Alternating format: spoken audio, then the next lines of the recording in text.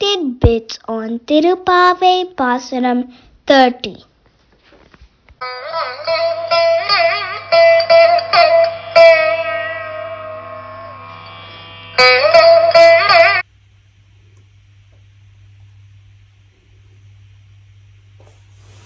இங்க பாருங்களேன் யாரு ஸ்பெஷல் கெஸ்ட் நம்ம மாத்துக்கு வந்திருக்கா?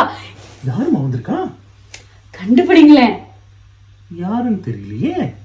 யாரா இருக்கும்? யாருன்னு நானே சொல்றேன், ரொம்ப யோசிக்க வேண்டாம். அந்த கண்ணன் வந்திருக்கான். அந்த கண்ணன் எப்பயுமே நம்ம கூட தானமா இருக்கான்.